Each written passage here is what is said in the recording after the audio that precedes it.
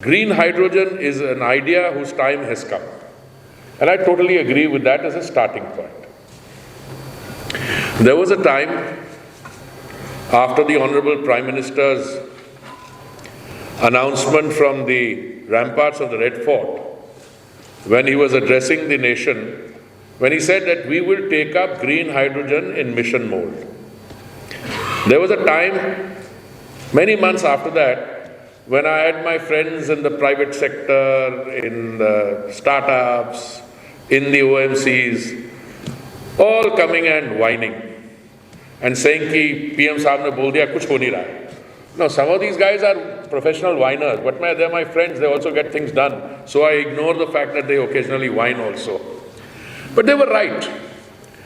But I think two decisions which were taken after that confirmed that what we are doing in green hydrogen in the country, and I'm not saying just now, but when these decisions were taken, were a clear demonstration of the fact that the government meant business, that the government realized what are the actions that needed to be taken, and the government's actions as displayed, one, in that I think it was a cabinet decision on 20,000 crores for assistance to manufacture electrolyzers. Dr. Jitendra Singh said $2.4 billion. I got a bit worried. I thought there was another $2.4 billion which had gone. But it's the same 20,000 crores. And a cabinet decision which clearly showed that government was acutely conscious of the fact that the green hydrogen development would need a broader than one-point control. So I think six ministries were highlighted. So today if you talk about electricity, yes, whether electricity accounts for 17 or 20%, that's only 20%. But then there are others out there, steel, etc., and our refineries. So I think those two cabinet decisions made it clear that government was serious and has actually put in place an ecosystem for the development of green hydrogen. And when Dr. Jitendra Singh, the Principal Scientific Advisor, Amitabh say that India, green hydrogen, the world map, it's a serious proposition. But I want to go a step further than this. Anyone who has even a nodding acquaintance with our energy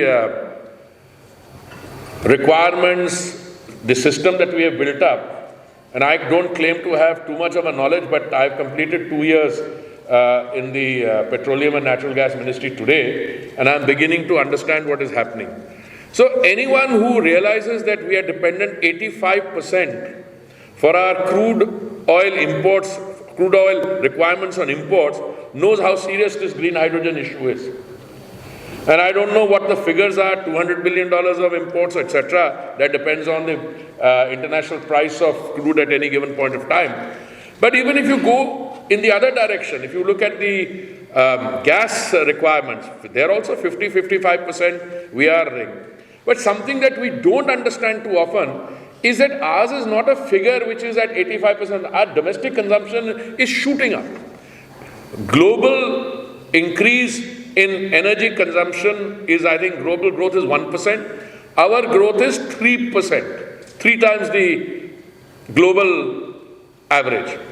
Now, what do? Out of the 100 million barrels of crude oil that is consumed every day, we are currently consuming, India alone, 5 million barrels of crude. This is likely to go up to 6.5, 7 million barrels per day. Where is it going to come from? If it's going to come from imports, then, well, we are trying to ensure that our E&P goes up, etc., etc. But that's, make no mistake, fossil fuel world is a fast changing and ultimately declining thing, because your environmental concerns will consume that. So, which is the wave of the future? It is green energy. And now let me come back to a second point. I personally don't think that the government alone or the government mainly can do this.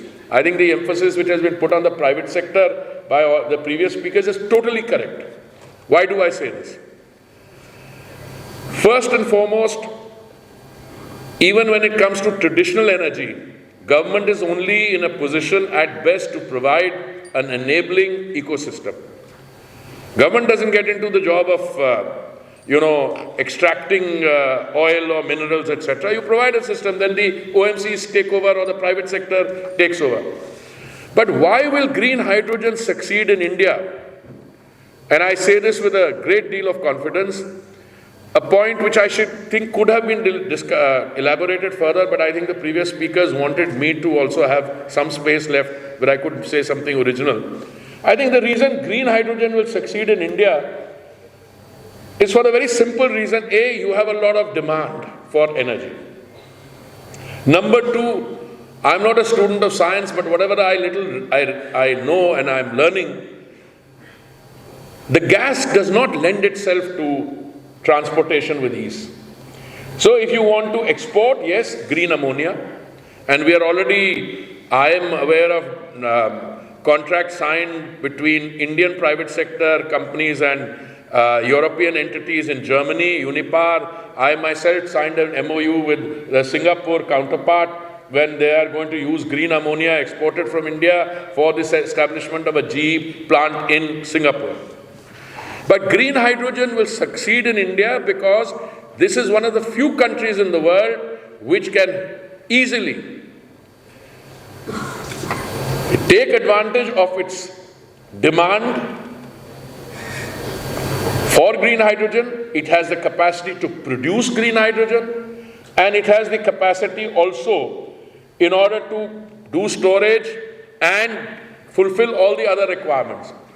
Now, since this is a conference which has brought together 25 expert sessions, 1,500 people attending it, I don't want to say anything that may be misconstrued. I'm not saying it can't be done in other places. It can be done. But very few places in the world, countries, fulfill these prerequisites of large demand and consumption on an as-is, where-is basis.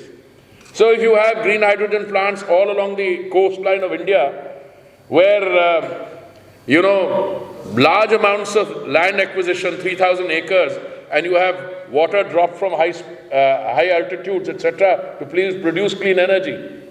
All the requisites are there in India. The second requisite, I hope I am not again treading on this thing, that we have something called, we follow the example of where the potential lies. Just now, when we started, I was told, when I spoke to the US Energy Secretary, she was saying 1 for 1 for 1.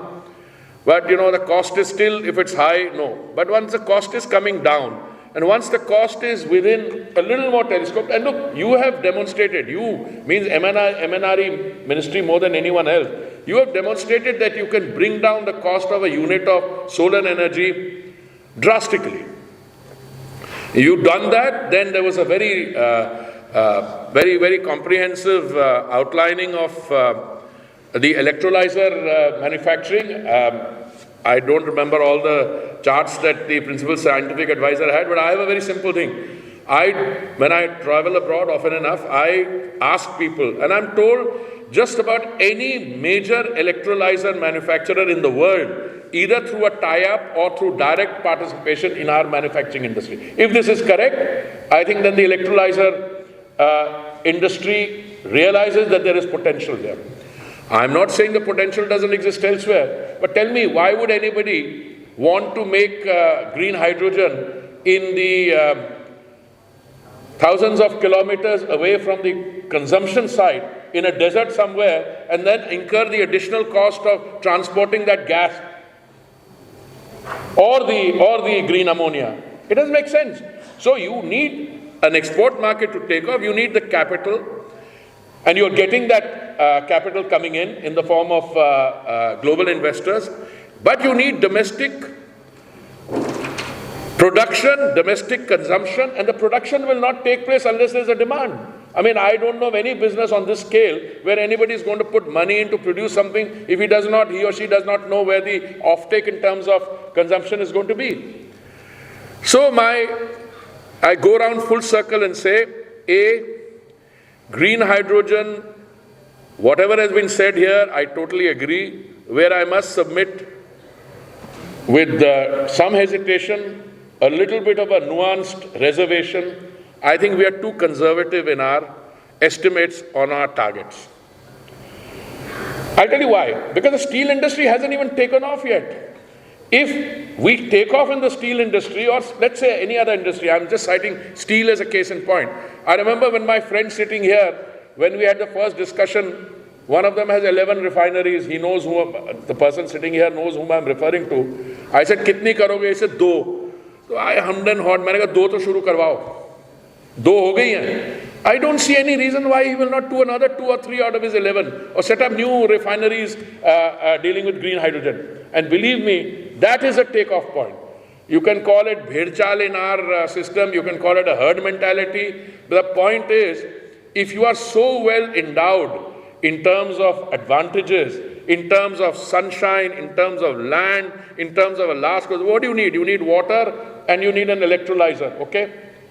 And if you have that demand, I agree with Amitabh, you take a $200 billion import bill. I'm not saying what are, I don't know, because sometimes the prices are high, sometimes. But if you have a $200 billion import bill, you can convert it into a $300 billion export advantage. So I want to turn around and say that we are in the happy position of not only seeing the potential ourselves, but I have some speaking notes, so let me see. I think this is also being recognized by our development partners elsewhere. And for instance, the European Investment Bank has formally, EIB, agreed to join the India Hydrogen Alliance and increase support for developing large-scale industry hub with a funding of 1 billion euros.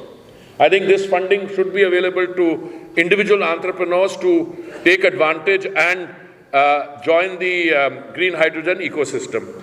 Asian Development Bank has recently conveyed their intent to provide 20 to 25 billion over 5 years to aid India's aspirations for green growth. By the way, I completely agree also with the analysis. Don't go into multiples, gray, green, blue, etc. You are well positioned to go for the big target. So go for green hydrogen.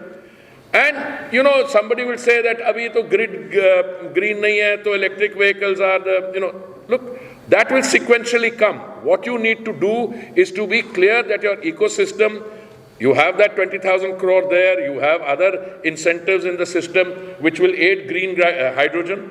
World Bank has approved 1.5 billion in financing to support India's low carbon transition journey. So EIB, Asian Development Bank, World Bank. Now, what the states are doing is again very, very interesting. And both on the climate front, net zero overall target, and I see the OMCs already committing themselves to their net zero targets, not by 2070, by 2040, even 2035, I don't know, possibly. So we have a system in which green hydrogen is an idea whose time has come, but for the first time I have the confidence that our implementation and the resources required to implement that idea are not only in evidence, they are not only staring us, but today we have a story where we can lift up, and as the mission succeeds in terms of short-term production targets, medium-term, long-term. By the way, I take a review meeting every month, both with the private sector and the OMCs. And in that, what I'm discovering now, I'm getting requests even from the startup world to join those review meetings, because some of the exchange of ideas, sometimes somebody says, this is an impediment, it needed to be sorted out. By the time we meet the next month, I'm told the impediment has gone. So I want to thank the principal scientific advisor. I want to thank my friend Dr. Jitendra Singh. I want to thank the MNRE Ministry for having this conference. I think the lessons that you take from here in terms of feedback should be listed, and I think it was Dr. Jitendra Singh who said that we need to work as one system, not different parts, and I think we are doing that, even though sometimes individuals as human beings find it difficult to let go of the, what do you call it, the pride of authorship or the grandfathering of an idea. But I think the Green Hydrogen Mission is so big and so important both in terms of our growth. Just imagine, if you make the transition, and we are facing the trilemma very well, availability, we made sure there's no energy problem in terms of availability, affordability, that is cost, and the sustainability, the green transition. And I think the crux of the story, today we are doing 20% biofuel blending. We are in 1,000 petrol pumps we have made available. We're going for compressed biogas. All that will be part of this. But at the end of the day, the green hydrogen story is what will transform India. And I believe not just to the third largest economy in the world, but in terms of an energy provider rather than an energy importer and consumer. Thank you very much.